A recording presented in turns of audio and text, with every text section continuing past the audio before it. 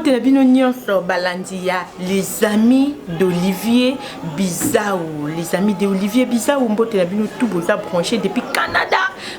Bozo l'andemission oh les amis d'Olivier Bizaou depuis Canada. En tout cas mbote na bino tout ba cher internaute mingi na lobaka bo s'abonner massivement, bo s'abonner na Olivier Bizaou TV et ça la bien bo s'abonner. Les lots étaient une toto la célèbre Kitty sur les terrains parce que toujours mona mingi biso to zarawana na micro to pesa ka batu micro to keso na ka batu micro mingi ba artiste musicien côté musu politique non na kota mona na biso pe to ka peuple bazo loba en tout cas bino batu bo zara na monde média bozo loba nini bo solola na bango ndenge nini po biso bo to ko makuna ezati to lia bien te transport mobulu malgré confinement en tout cas dollar et mataya ko sakanate malgré confinement ko pamade sur 3500 lo ezaki na 1000 francs 1500 ya ko sakanate to sepela ki bravo oui moi na mboka akoti na mboka ye moka simba mboka kamba mboka diriger mboka mais toujours mona lokola moi mbutu la célèbre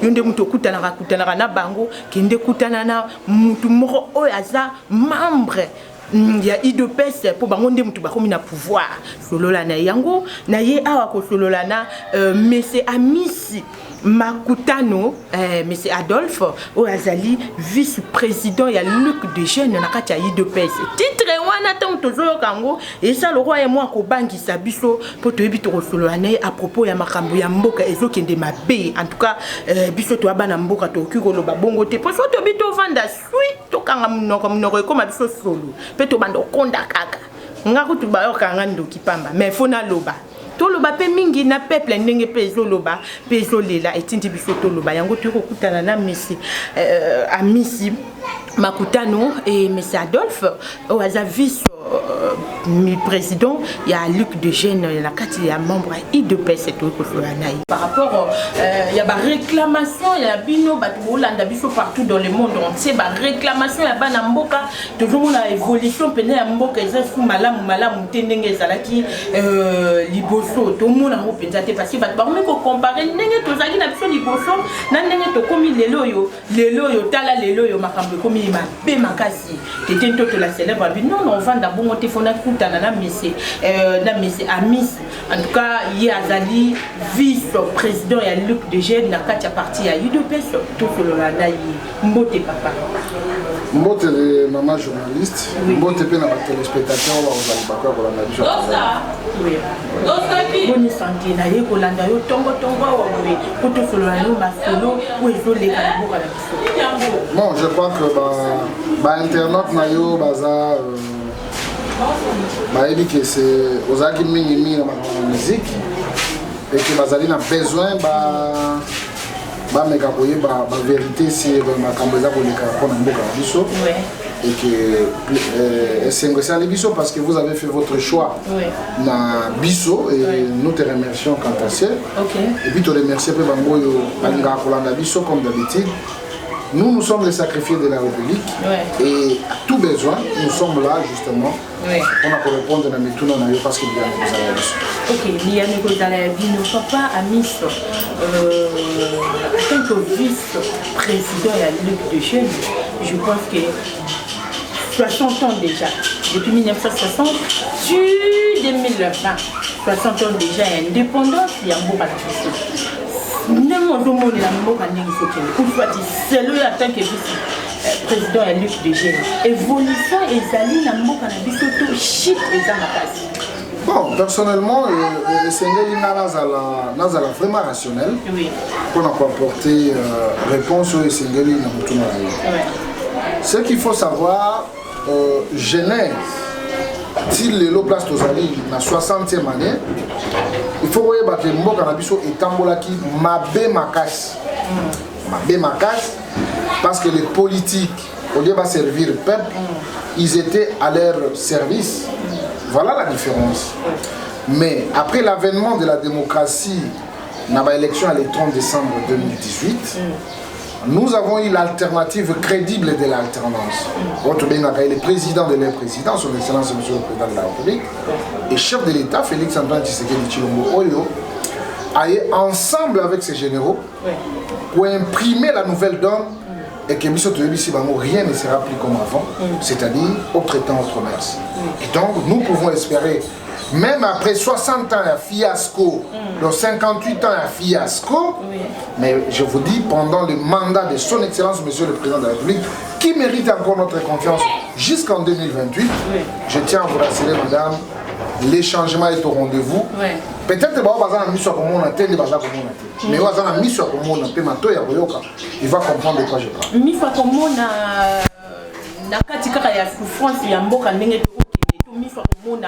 Le rôle à lobby comme jusqu'à 2028. Le mal a été profond. Ma base là qui m'a timola qui liboulou. Pour ton anda qu'on a liboulou, il faut qu'on zipa liboulou, zipi, ozu ma belle comme ici plate et puis on a occupé auton. Mais malheureusement, bah tout le monde bazali ko confondre ba époque. Bah ali ko comprendre que le pays ne peut que être construit par ses propres fils que nous sommes.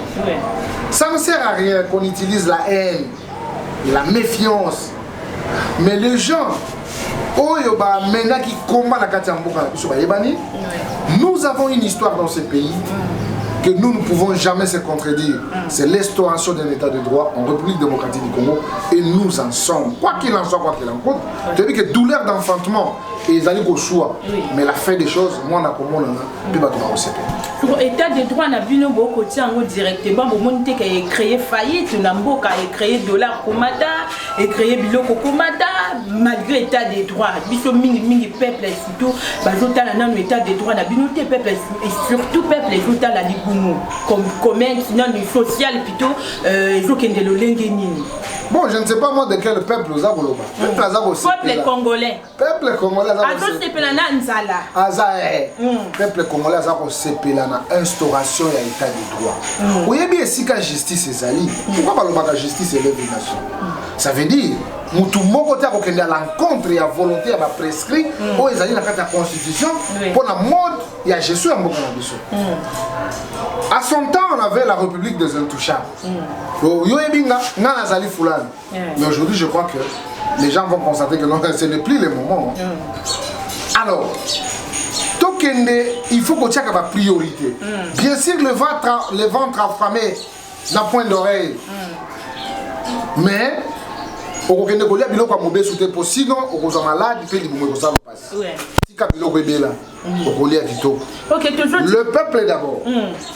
Toujours le peuple d'abord. Pour nous, ce n'est pas un slogan. Le peuple d'abord, c'est un mot d'ordre de ralliement à tous ceux qui subliment dans cet engagement. C'est-à-dire, tout engagement politique à l'IDPS. Nous sommes conscients que nous avons le pouvoir. On n'a pas droit à se plaindre. Mais nous avons le devoir de donner à notre peuple ce dont il a besoin. Et donc, on ne peut pas se dénier. Quel que soit mais si c'est là notre modus operandi, en tout cas nous allons y frapper et nous allons atteindre les objectifs. Oui, si tu comprends bien, notre président de la République, Félix Tshisekedi Tshilombo, a bandit directement dans l'état de droit, a bandit dans le Kangana, a kippé dans l'Ibumuté, a kippé dans l'Ibumuté. Peuple, c'est la menakati anzala, toujours kippé dans l'Ibumuté, si je comprends bien. Ce n'est pas ça. Je dis, dans la vie, il y a toujours une priorité. Quand je te dis le ventre affamé n'a point d'oreille, c'est Ezali Malobaya, un parent responsable. Parce que moi, dans le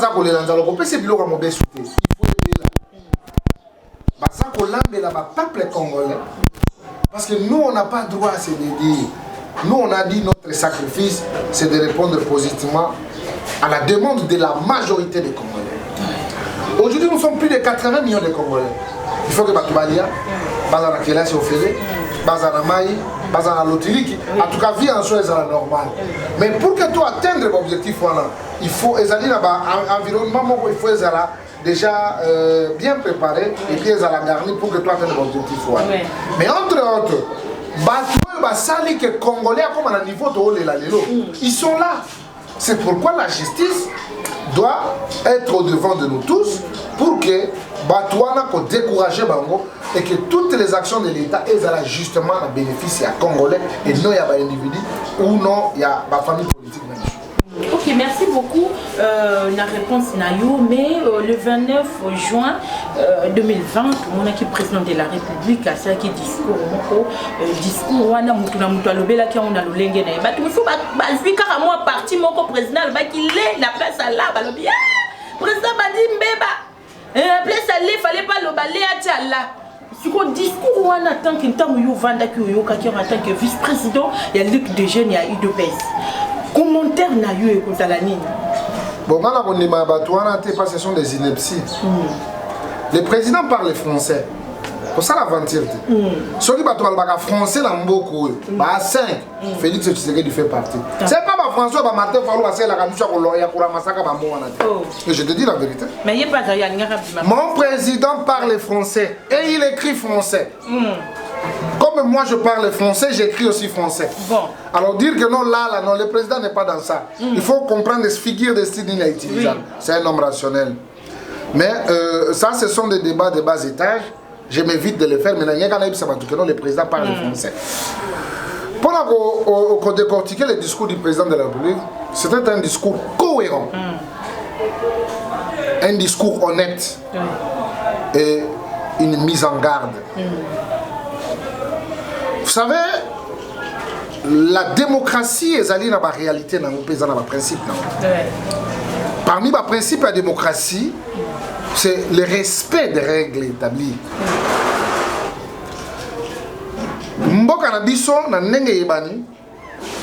Le président de la République, pour qu'il ça la majorité parlementaire. Qui n'est pas le cas aujourd'hui. Et par l'intelligence du président Abino, on ira dans une coalition. Nous sommes dans une coalition. Mais il a fallu coaliser avec ces gens-là pour comprendre leur hypocrisie. Et ils sont là pour mettre les bateaux dans la roue. Mais baboni était bino pe bobalu keli bango par rapport ndenge boyo kanaki. Exact ça le rôle à moi association moko to kanaki to lobi non papa miss ngana yo tia likola gauche ngana tia likola droite soit yo tia likola droite ngana tia likola gauche to kende longo. Mais comme na moment moko nanu kutu bokomi na katikati te mana moko boandi ko balukela bango mingi mingi. So on a te que eloko wane ko créer baisse mingi na mboka. État de droit n'est makambo. Même ça qui obligé de se dire. Je ne sais pas moi comment vous définissez que nous boyo kanaki. Non. Ezali déjà le Congo ezala déjà établi dans la constitution pour dire que le président doit avoir la majorité pour composer un gouvernement. Aujourd'hui nous sommes dans une cohabitation. Oh et ça la 1900 et quelques entre Lumumba et Kassavo. Mais c'est avec la sagesse de Félix que nous sommes en train de tenir. Les amis en face n'ont jamais été sincères. Ce sont des hypocrites. Mais malheureusement, Bazali, devant un fait accompli, d'avoir un président qui émane de la volonté du peuple congolais et à toute initiative, Baza toujours bloqué. Il y a les autres mais quand cela ne tient, nous n'allons pas le prélénicher comme nous allons poser des actes pour qu'on réponde aux aspirations de notre peuple. Tu vois le discours du président de la République, il l'a bien dit. Na 60 ans, on se plaindre. Na 60 ans, on se lamenter.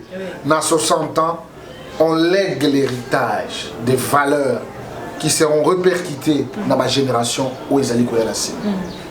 Alors ça ne sert à rien qu'on pleurniche. C'est pourquoi je t'ai dit. Héritage pendant 60 ans pour le peuple congolais, non, on a 60 ans d'indépendance. Héritage n'a plus un mot. Voilà, aujourd'hui il y a une guerre. Il y a un héritage au Lingolo. 60 ans après, les politiques se sont fait des royaumes et des intouchables. Est-ce qu'on doit prendre ça? On dit non. Les politiques ont initié les détournements de deniers publics. Et c'est ça l'héritage, on dit non. Les politiques ont imposé la médiocrité comme de valeur. Et c'est ça que nous devons hériter, nous disons non. On n'a pas l'héritage. On est tombé trop bas. Alors, aujourd'hui, nous avons l'alternative crédible.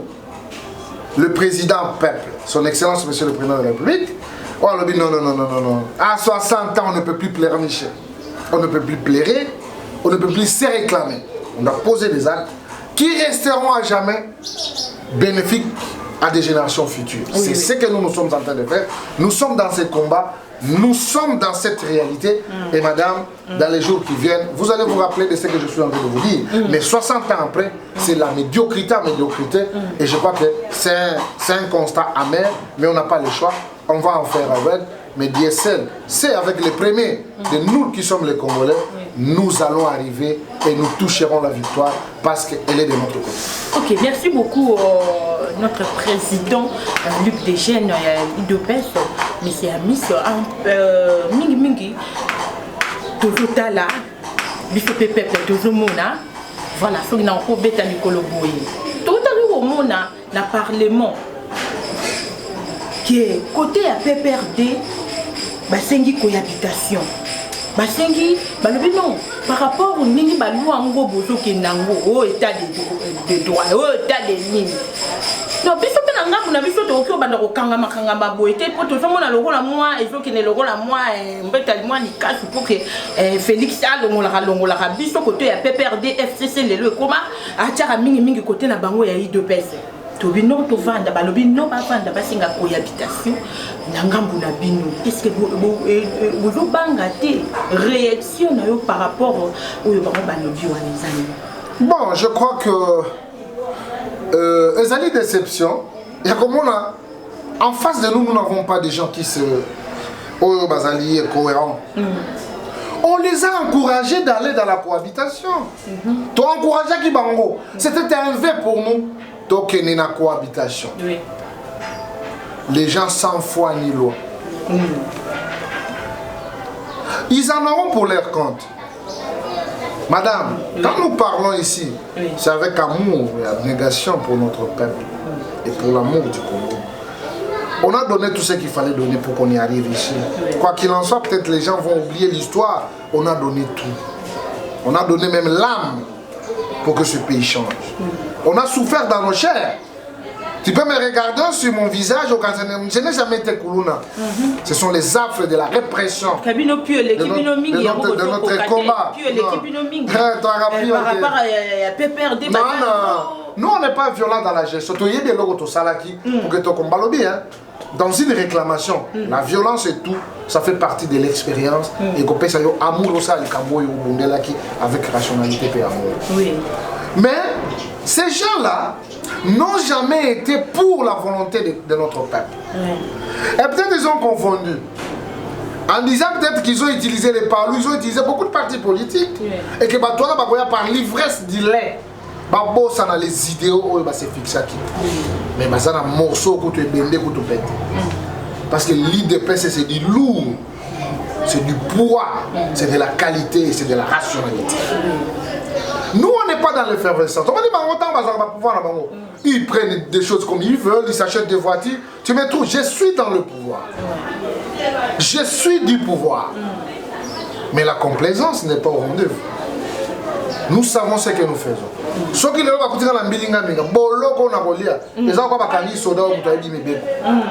c'est pour ça que nous sommes conscients de ce que nous sommes en train de faire. Il y a allez, avancez.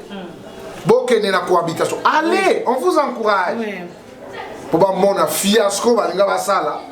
Pour dire le peuple n'est pas libre. Peut-être il y a un groupe de gens manipulés par des discours démagogiques et politiques, mais l'IDPS mérite beaucoup pour ce pays. Tu vois, ils ont proposé la loi Minakou à l'Assemblée nationale. Il fallait que l'IDPS sorte et que tous les rendements par retirer la loi. Les autres là, les politiciens de Facebook, de WhatsApp, de Viber, de Twitter, ils sont où? Jossar Malonda, mais je vous donne un rendez-vous le 9. Tu verras comment le parti de la majorité des Congolais sera dans la rue pour retirer la candidature. Et que cette élection est salama avec consensus, il y a une confession, pas entérinée de la manière frauduleuse. Et ce parlement, je vous dis madame, ça n'a plus sa raison d'être. C'est une boîte à Pandore. Les gens qui amènent la confusion dans les institutions, ce sont eux qui sont là-bas. Et je crois que nous devons ouvrir l'œil et le bon.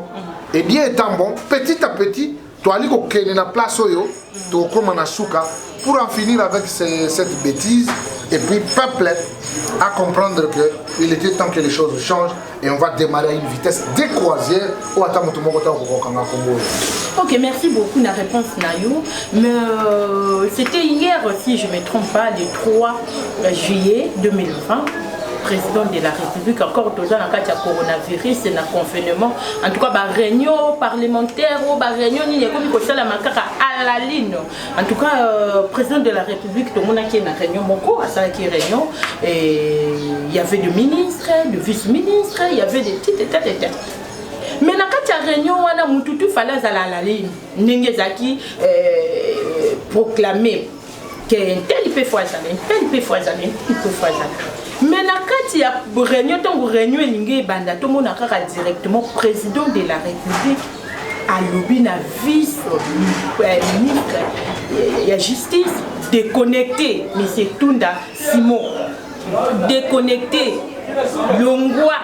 Ça dit à quoi président faut Longo la mutu na réunion malaman ko boyi parce que biso tout aux acquis on demande ko landango. Vous devez retenir que le président, c'est le garant de bon fonctionnement de toutes les institutions de la République. On ne peut pas se jouer avec le président de la République. Tant que nous avons la comédie, dans combo, il y a groupe. Mais quand tu seras seul, tu vas te rendre compte. Il y a Makambo, au Sali, il y a Limala, il y a Limabé. Ce monsieur-là, à son âge, il s'est livré à la comédie, n'est-ce pas? Na benga ki yemei na sala ki boy musala esili directement balobi que n'est pas yemei musala na ye esili il doit démissionner dans 48 heures musala esili par rapport à l'écart qui n'a pas géré à cache o yemei non pas bagé à cache vous savez hein, madame, quand on dit la justice élève une nation, c'est ça les bras agissants de l'UDPS. Oui. On n'est pas là pour se contredire. C'est lui qui constate la fragrance dans le niveau de l'institution, sur le procureur près de la cour de cassation. Il a été appelé par la justice. Il a utilisé le faux et usage de faux. Ministre de la justice. Oyazali censé à Bomba Sembo. Il a utilisé le faux et usage de faux. C'est un tricheur en flagrance. Il engage tout un gouvernement à son nom. Mais à l'atissé, on a combat le gouvernement, or que le gouvernement n'a pas statué sur la question. Lui, il a compris que c'était de la blague. Mais c'est tout qui a perdu du travail. Et c'est comme ça que ça va aller. Il fallait on ne peut pas nous intimider. On ne peut pas nous intimider sans voix autoritaire.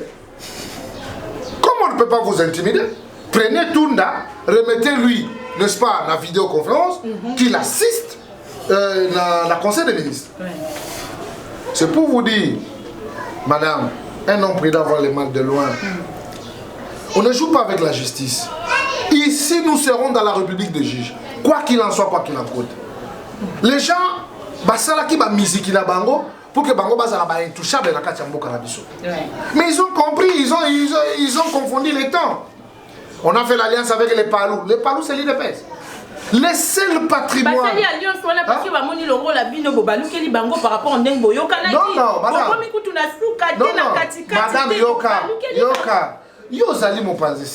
c'est par cette occasion que le peuple congolais. Laissez les uniques partis politiques, c'est l'UDPS. Toi, il a le pouvoir. Cette loi pouvait être bénéfique pour nous. C'est bénéfique pour la mission parce que toi, tu as le pouvoir.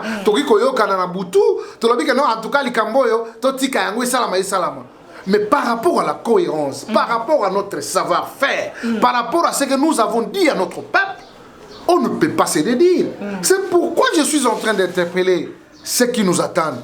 Le président de la République doit être entouré par ses véritables généraux pour qu'on en finisse avec des bêtises que nous sommes en train d'assister. Je ne peux jamais accepter, madame, moi, ministre, voir de tels gens dans le conseil des ministres. Je crois qu'il pouvait avoir son compte qui viendra des amis que je suis, parce qu'on ne joue pas avec les sacrifices que nous avons consentis tout au long de notre vie, pour que Batumoko Bebaya Kokansaneti, nous sommes dans leur époque. Ils ont confondu les époques. Quoi qu'il en soit, quoi qu'il en coûte, il est devenu déjà un chômeur. Je vois que ce n'est qu'une partie remise. Maître Nabango Yoyeme Apona, et puis Akoyaka, peut-être qu'on va changer le gouvernement en 2022. À son temps, le ministre, le vice-ministre de la justice, Akwasime, intérim, mais on a pénalité en 2022. Donc, ils tireront toutes les conséquences possibles. Comprendre à qui ils ont affaire. Ok, d'accord, merci beaucoup. Balandina Busso, il y a une mission où en tout cas, il faut comprendre que non, mais c'est Ami Saza na Kanda, mingi, côté PPRD, côté FCC, côté Kuna, Yemei. Merci beaucoup, monsieur Amis. En tout cas, la réponse na yo balandi tout comprendre explication peut-être comprendre peu ma bé. Mais qu'est-ce que tu diras par rapport au Yazalaki déjà chef plutôt il y a cabinet président de la République, mais c'est Kamere Lelo Azana prison Makala.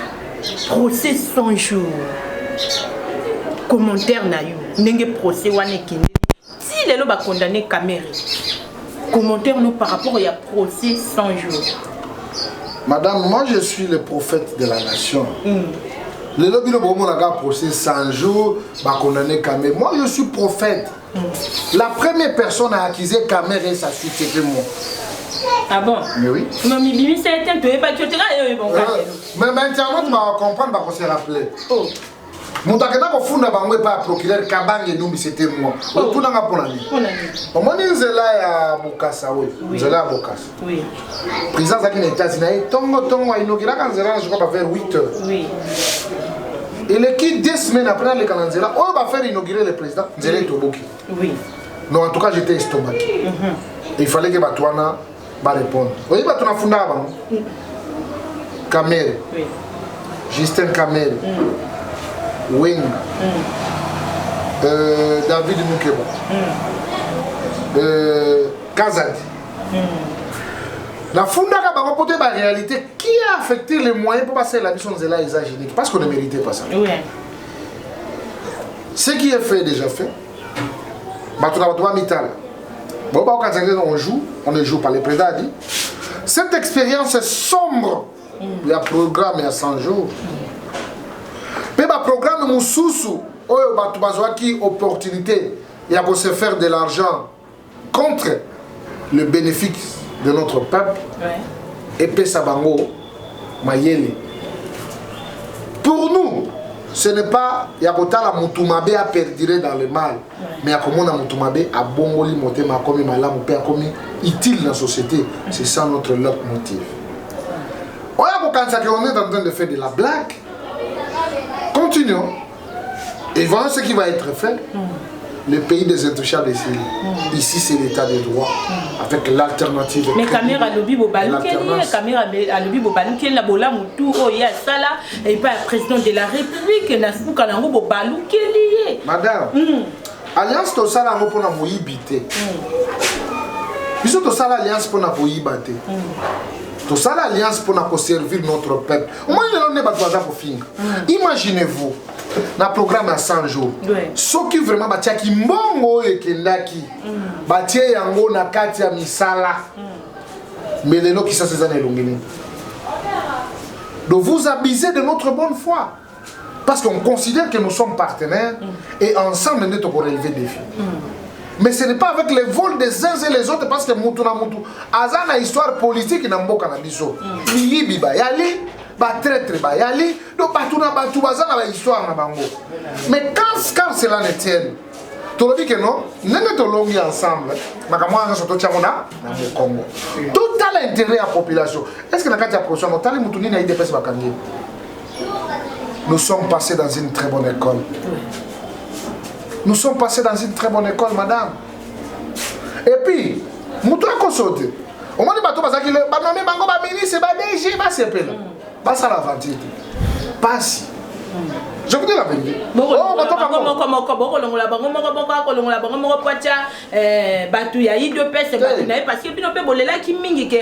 Fatia a eu pouvoir, tu as dit que tu soutenir rien, nommer Bissou, tu as la place, mais total, oui, à Sangani, là, Yémé, à FCC. Il y a la banque pour remplacer Bino. Ah, ils ont le bateau va éviter. Bateau va éviter. Il y a des gens qui non, c'est notre combat. Nga égali, Fati égal, c'est notre combat. Tobuni ensemble. Mais nous, ce n'est pas les postes pour les postes. Nous, c'est les postes pour servir la volonté de notre peuple. Nous sommes plus de 80 millions de Congolais. Nous avons le droit pour nous battre. Nous avons la possibilité pour nous battre. Mais, Bakoki se retrouver 6 mois à Batumususu, oh, Bazalel Nandoba, Yakoloba, Ndebiso Yangoan. Yamon a Ebiso, président Lomoli n'est pas tout madame. Comment Ebiso n'est ok? Moi je suis nommé mandataire, non? Mais, Nathalie n'a pas conseillé. Mais je vous dis, tout est revu à la baisse. Ce que j'ai entendu à 5 minutes, rien. Parfois, on a mandataire à $500. Je vous dis la vérité. Et c'est ça la réalité. Vous devez servir le peuple. Parce que l'échelle salariale n'est pas là. Parce qu'on a des directeurs dans notre souk. Comment vous allez justifier Babylon? Et comment il est directeur va dire Zumbongo Yoso, Babi Kaboli, Salikuna, Badani Batikali. Batikali. Oh, Koutuyo Monia. Ya Mokyo. Moni Moutona va nommer inspecteur à finance. Bazo Sala va auditer l'entreprise union. Je vous dis, Bazo Kanga Mikoleza pour te dire que non. Il faut qu'il y ait la rationalité. Mais le président de la République, c'est pour tous les Congolais. Oh, nous avons dit, à servir Mboka na bolam, à ça. Mais oh, alingi, à ça na nyamunya. Les Cambodgiens, on a demandé la République de Gige. Et Zoba Nissa. Mais il y a mon démarche. Est-ce que vraiment IDPS, il faut même soutenir Félix Tshisekedi vraiment la conflit au Yoazo Bundanango et ça les lobbies les lobbies les Cambodgiens. Est-ce que IDPS vraiment binobosa capable de reconnaître jusqu'au bout le conflit n'y mais ma casse n'est pas là. Mais voici ma salle zala. Ma casse n'est pas là. Jean-Marc Kaboun. Bon. Augustin Kabouya. Amis na pointe. Hey, Pika na émission madame. Pika. Parce que azabi tout, azabi nyonso pour na biso. Pika. Parce qu'on pikite. Au kokate po. Trio na mabe makasi donc ayebi azana armée. Mwana avanda bolo mwana mobuta la bolo bakala. Na tiaka maele na ngana. So afande bo. Talibo. Kabunda Talibo. Kabouya Talibo. Ami Sabino. J'ai confiance. Ok, une année déjà, depuis président de la République, Azana pouvoir, combattant tout le monde a la caca, ça ne va pas. Une année, mais à promoter qui puisse, plutôt que non, tous élaborés, tous élites, tous limbi. Ni au copé, ça le roi espoir. Qui est basé la caca, espoir n'a pas oui ça. Madame, vous avez combattant, il y a des pistes de combattant à partir de ça. Combattant, elle est là. Combattant, elle est là. Na limité kuna toko mona msusu trouble msusu boye msusu baye balobi msusu oh markabunda msusu boye donc ils ont simba penza tendenge to yebelaki comme si soki Félix a comme président à lundi si vraiment côté ya IDP yondo zo mona ngo trouble c'est l'expression de la démocratie na kati ya banzana comment balobi ba oyo kaka banzana les seuls partis où ils allaient exprimer où ils allaient toujours à la information sur l'IDPS c'est ça l'expression de la démocratie na koyebi ça madame ba combattant IDPS so comme on ba telemi baza ko telemi la mabe et te ba telemi on ba poste non ba telemi la mabe jamais mabe ko tika la liboso na bisote so que zala ki que notre zali na milangwa ya pouvoir to kolobelelo côté mais mabe para biso le kakate ba combattant na bazo mériter maboko ebele respect ebele et que na nyoso ko sala ils allaient ko tourner la action au Tshisekedi de sa solution le peuple d'abord n'est pas un slogan, c'est un mot d'ordre. Quoi qu'il en soit, quoi qu'il en coûte. Mais tout passera par l'instauration de l'état de droit. Il y a encore un gars qui dit en 2010, ceux qui me suivent souvent,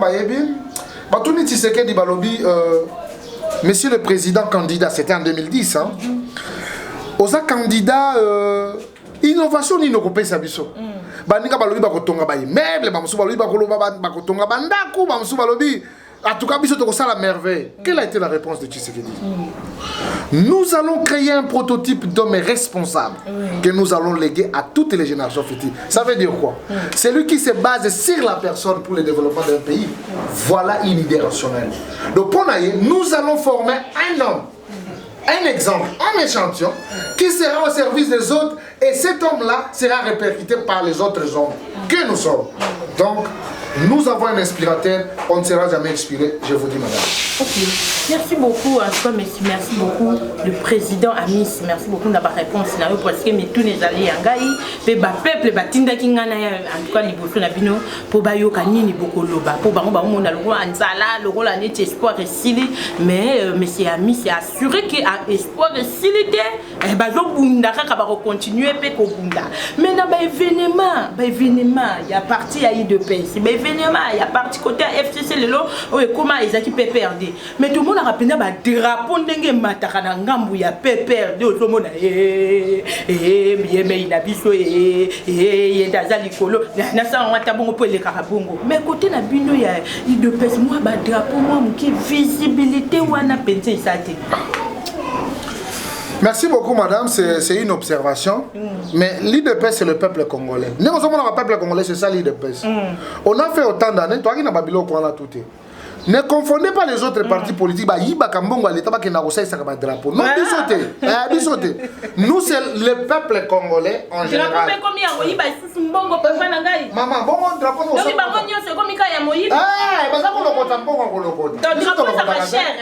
oh, mais maintenant, drapeau c'est $15. Bon, ça, c'est combien d'argent? Nous avons cotisé dans Bisso. Et puis, le drapeau, on a besoin de ça. Mais nous avons cotisé, tu vas payer 500 000. Oui. Dans le Mongolie, 50 000. Na tia kuna na caisse. Si on n'est pas biso to la kambango te to la kapesete et to la kapre. Ninge do to osale. Tamo ko bona ba drapeau na biso. Ils ont appelé ah ne kwa misi makambolo baki ya mwana. Totali pe mo soro to ali na mona maboko e kokina note. Kasto sangisa nano. Soki to sisi ko sangisa.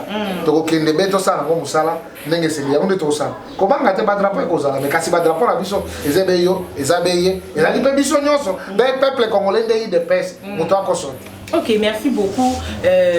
Toujours de la paix en gros. Pour tout le monde la visibilité, on ça sera bientôt. L'embi ma visibilité, bah aimer Yoana kaka. Non. On a encore le sous. On a encore le sous. Tant que balaki kotoko mbongo. Ndio zako. Oso mona ngolo susu. Totika na ngo. Token. OK, merci beaucoup. Merci beaucoup monsieur Amis. En tout cas congrès vraiment, il y a eu de paix et cause à la con. Par rapport il y a base parce que base na ngo et ça conflit autre congrès cause à la con. Non, toi il y a conflit hein. Là où il y a la démocratie, il y a la contradiction. N'appelez pas que non la contradiction c'est un conflit non. Bana yi de pèse ata ba cause na contradiction na bango entre bango mais sachez que on n'est pas ennemis, on parle le même langage. Si ce qui concerne les intérêts de l'UDPS, nous sommes ensemble. Mais à l'interne même dans la famille na biso makambo zanga ate. Donc comme makambo zanga ate na la famille na biso, l'UDPS c'est une grande famille. Ata to ali na makambo na biso c'est juste des contradictions entre les personnes, mais ce n'est pas un problème en général. Parce que netinga je reconnais que Kaboun c'est notre président, Augustin Kabouya c'est notre secrétaire général, Tozali na ancien président na biso ACP, président Jacques Men, Tozali na prof Chilumboza député na biso, Tozali Peter Kazadi. Ce sont mes vieux ou Tozali na bango en parfaite communion, donc il n'y a pas de souci, donc il y a rien du mal. Ok, il n'y a rien du mal. Tout le monde il réforme, il y a de la justice, et côté na mboka na biso, tout le monde peut et c'est bon, tout le monde peut côté Simbi, en tout cas bravo. Président de la République, on a penato le belango pour ça quitter liboso. Ah bah simba intel eh so simbi atal so lobby boy bakangio. Mais les lots makamwana et ça discuter. Au sali mabe, ok. Au sali malam, au tikali voilà. Réforme wana de la justice. Est-ce que beaucoup kokayango tina souka? To bogolemba na biso parce que mboka na biso ekoma bobandili kamne bandeli na katikati bolembi na bino. Ah ah Congo yo kaka boye to yeba ki ba okokana ba banzela te ta place onde bukani Congo kaka boye baba ki ba biso ko ya tala biso moko ka yemi bale misatu to yebi te sokekewa Congo kaka boye état de droit mais to tala boye Félix a nommé ba côté na état de droit il a est-ce que beaucoup coca madame état de droit et la tam ko mon côté Félix a nommé mon tout que pour état de droit là parce qu'il y a un muto la musi pe atele misi état de droit et là comme mon côté vous avez sous le cola fante muto côté le l'état de droit azate et puis ndema ben abiso ngwana photo yebaka état de droit za présidente état de droit za li pona bonheur ba peuple congolais tant il y a impliqué il faut peuple congolais azwa yango à contrôler en walo bakeno état de droit lobby boité état de droit lobby boité on a tenu to télémeli les lois basala ka yango pona ba intérêt to il faut ça l'intérêt à la population loi basala yango pona biso ba politique té au moment où il dépêche à télémeli c'est ça l'état de droit ba retirer loi wana ba keko entériner candidature ya ndeko yo ya seni biso to lobby to ali ba membre ya société civile té mais kasto lobby pour nini bozali ko sala en compte ya ba confession mususu wana te oh compartiment on il faut représenter batumi sato boyika moko na Josal Malonda bo imposer egbu to dit to respecter baninga na basanga na bango moko ba pona démocratiquement ba pesa oyo akozala mokambi ya seni ndi biso to lengi. À part ça, tu as dit que tu as besoin de proposer un système de kala. Baponi mutu moko balati si église moko boye, babimi si été. Cette fois-ci ko zala bongo te. Tika bato na basanga bango moko. Ba mikanga soki na centre ngana soki wap ba pona. So ba poni kuna et alors quoi tozozela ndenge tozelaka élection à pape. Oh, fumée blanche bimi. Nan, fulani. Ton bimi. Et ba politique ba proposer, ba composer le membre du bureau pour que toke de liboso. Donc là je tiens à vous confirmer madame que état de droit et kotika la jamais kokatan. État de droit et qui jusqu'à l'éternité et par ici, na koyebi ça ba peuple congolais. Na o ba zaka sceptique. Na ba vota ki Félix té. Na ba vota ki Félix. Ba yeba que intérêt na biso zaka moko, c'est le Congo. Ce qui Congo ezali malamu. Quelles que soient nos divergences, et kozala ka malamu. Pe ba loi wana et kotika la kozala impersonnel et kozala ba loi bénéfique pour na batu nyonso. Et donc totia maboko na tata mokozi. Parce que combat zali ko sala za yemo côté ezali combat ya plusieurs décennies pour que l'état de droit est à leur rendez-vous à Kachabuka. Et je crois que ils allaient déjà ici parce qu'ils allaient déjà. Ok, merci beaucoup, monsieur Ami. C'est tout comme nous avons chité. Tobeta lisolo ya maladie oyo et ningisi mokili. Quelque part, bamsou ba lo bezali fimbo nzambe ndenge masumu ekomi ebele ba congolais côté msuso non ndenge to komi nzale komi makasi yango nzamba kitisi coronavirus mingi eza maladie ya bakonzi. Côté msuso ba mingi maladie ya mindele. Côté msuso ba mingi ezaki ba chinois na ba américain basangana ki basala ba biloko na bango e balukeli bango. Mais maladie yango to monyango directement na Congo tozoyo kango maladie ezali baka emati makambu boye mati lelo to komi déconfiné ngo eza juste na Gombe ba déconfiné Gombe to monaki tozaki confiné na 500 kaka mais lelo to za déconfiné na 5000 baka petango midi poko ezoma. Qu'est-ce que tu diras par rapport à ça? Notre gouvernement ndenge ba déconfiné Gombe mais baka ezomata. Réaction à vous. Bon, merci beaucoup madame. Je crois que il faut te remercier d'abord Bakonzi, au bazadi clairvoyant. Il y a ko contenir maladie. Yo moko yebi maladie ezaki prévite. Et yekoya. Et utina mboka bapaya. Mais quand même et ça les biso bien. To contenir yango Bakonzi vraiment coup de chapeau pour Nabango. Les lozomon a quand même résisté comme makasi ko bi keza moi ebele. Même si nous avons atteint les cas, il y a 5000 et quelques, mais nous avons une réalité sociale aux Alibosomaliens. Ça veut dire l'économie. Du fait que l'économie n'a pas toujours l'économie indépendante. Et où tu as Libanda, tout, c'est pourquoi le président a lancé les zones agricoles pour que to banda ko produire awa c'est tout un processus madame mais avec les sorciers ou tout ça na bango ils ne voudront pas que toi atteignes l'objectif. Donc nous devons encore fournir plus d'efforts pour que toi atteignes l'objectif voilà, et que le peuple n'habite ACP. Covid-19, nous devons apprendre à vivre avec. Ici, on va respecter les mesures barrières. La distanciation et puis cache les ratés parce qu'on ne sait jamais. Mais on va apprendre à vivre la malaria, à vivre la sida et donc le coronavirus aussi. Comme les maladies importées, nous avons pour retarder en gros pour le coup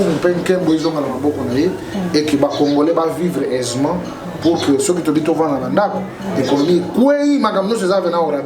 donc ça ne sera pas une bonne chose. Ok, merci beaucoup, monsieur Amis. En tout cas, tu n'as pas que mais message na yo européen ça, ton encouragement européen ça n'a pas combattant, tu peux na bana mboka bazola partout dans le monde entier aux alamines. Merci beaucoup. Nazali d'abord commencé à remercier Bande Konabicho Europe, Amérique, Asie, Océanie même. Ils ont été beaucoup engagés pour que Mboka Nabiso ait changé. L'idéal n'a pas changé, mais malheureusement, le discours politicien, le discours démagogique et côté, et ça, il a tout oublié l'objectif où tout s'est fixé. On a besoin du véritable changement dans notre pays. Nous avons besoin du changement. Et fils, vous dérangez, non? Oh. Nous avons besoin du changement dans notre pays. Il faut que cannabis changer, mais ensemble. Dans l'ensemble, parce que c'est l'incarnation de cette détermination que nous appelons le changement. Ça ne sert à rien qu'on s'entretue, mais nous disons, combattants à IDPS, bilingues à IDPS, les avant-gardistes de la République, nous devons ouvrir l'œil et les bons parce que Azali Munguna, plus que Munguna, ils veulent que nous puissions courber encore nos têtes longtemps pour que Bangoba s'épelle et qu'on soit noyé. Ils se trompent. Nous allons dresser nos fronts. Les fronts sont dressés parce que ça a été longtemps courbé selon l'hymne national et que je vois très mal. Nous les enfants de l'IDPS, tout se contredit parce qu'il y a des gens qui en veulent. Les opportunistes, en commençant par Martin Fayoulou, un opportuniste, il a profité de l'aura de l'IDPS pour qu'il se fasse un nom. Il va s'effacer de lui-même. Nous avons pris les choses au contrôle et Tolobi, il n'y a plus le moment de laisser ou d'ouvrir une petite brèche à des opportunistes. Nous devons défendre l'honneur de Tshisekedi. Nous devons défendre l'honneur de nos martyrs. Nous devons défendre l'honneur de notre génération parce que nous avons été pour vous. Je vous aime tant. Je sais que ce n'est pas tout le monde qui va aimer. Encouragement, monsieur le président de la République. Il est tout pour nous. Le président de la République est tout pour nous. Et il mérite encore notre confiance. Je sais de quoi je parle. Le général le plus fidèle. Et je le serai toujours à ses côtés pour redorer son image, redorer l'image de Tien Tshisekedi, redorer l'image du patrimoine que nous avons dans l'UDPS. Et donc, quoi qu'il en soit, quoi qu'il en coûte, même si la volonté des gens, ils ont mal choisi l'adversaire, parce que nous allons les contenir. Nous sommes les seuls patrimoines, les seuls partis politiques dignes d'être appelés partis politiques pour les intérêts de notre peuple. Et nous en serons, et nous disons, nous serons toujours les avant-gardistes et les gardiens de la République démocratique du Congo. Ok, merci beaucoup, monsieur Amis. C'est moi qui veux. Ok, merci beaucoup, chers internautes. Merci beaucoup, Balandier. Nous sommes qui bongo.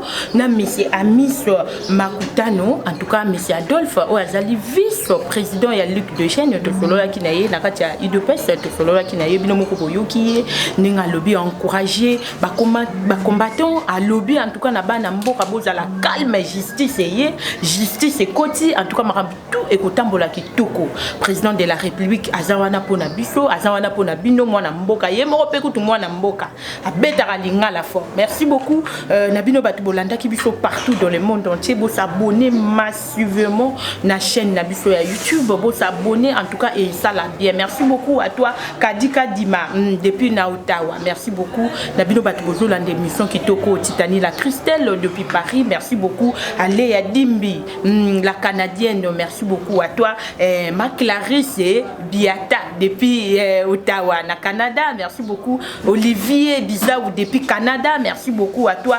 sœur Liliana Sœur Liliana, on a Hollande, voilà, la ville à Rotterdam, merci beaucoup à toi. Il y a Chantal Kabuku, la ville Karaya, Rotterdam, na Hollande, ça tellement ébélé. Il y a Edo Bunga, plutôt merci beaucoup à toi, il y a Edo Bunga, maison africaine, tembe na ville Hollande, Yemoko, Mayombo, le base, merci beaucoup à toi, Bolandi, émission Kitoko, na ville à Rotterdam, mais pour ça, et belé, pour Zolandanga, et tout, Tokutani à la prochaine, n'invitez me fit solo la ramener tout solo libu. To beta ma solo ramener tout betibu. Et ça la côté politique, et ça la côté musique, to solo la ramener tout solo libu. Na mais c'est ami ça, ça qui wana gentil pour na biso, to beti na épée à promettre biso ma maman lamu. Et ça libu so, Tokutani à la prochaine. Bye. D'accord.